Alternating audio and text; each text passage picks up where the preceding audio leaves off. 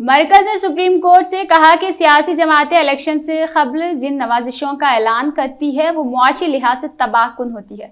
Supreme court ने तजवीज़ किया कि नीति आयोग, फाइनेंस, RBI, सियासी कमीशन जमातों के नुमाइंदों पर मुश्तमिल एक एक्सपर्ट कमेटी बनाई जाए जो इन नवाजिशों के फवायद और नुकसानात का जायजा ले।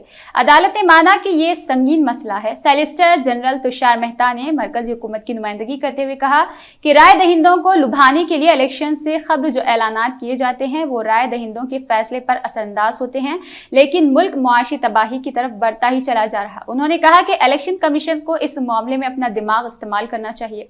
इस पर इलेक्शन कमीशन के वकील ने कहा कि हमारे हाथ रेवड़ियों से मुताल्लिक सुप्रीम कोर्ट के एक फैसले की वजह से बंधे हुए हैं।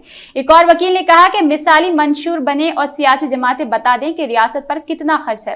चीफ जस्टिस NV रमन्ना की बेंच ने कहा कि ये सब खोखली और रस्मी बातें हैं। तुषार मेहता फिर कहा कि हम मुआशी तबाही की तरफ बढ़ रहे।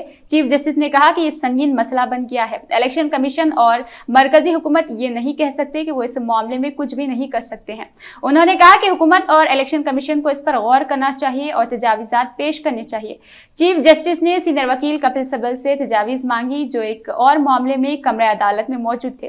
कपिल सिब्बल ने कहा कि इलेक्शन कमीशन को इस मामले से दूर रखा जाए क्योंकि ये सियासी और मुआशी मसला है।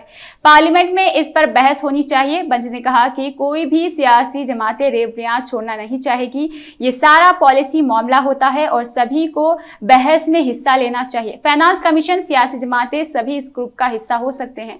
उन लोगों को बहस करने दिया जाए, उन्हें रिपोर्ट दाखिल करने दिया जाए। एक वकील ने तजवीज़ किया कि इस अमल में RBI को भी शामिल किया जाए। सुप्रीम कोर्ट ने मरकज कमीशन इलेक्शन दरख्वास्त गुजार और कपिल सिब्बल से कहा कि वो माहिरीन कमेटी बनाने पर अंदरून एक हफ्ता तजावीज़ात पेश करे। बेंच ने मामले की मजीद समाअत आइंदा हफ्ता मुकर्रर की है। वकील अश्वनी अदालत उपाध्याय की दाखिल करदा दरख्वास्त मुफादनामा की समाअत कर रही थी।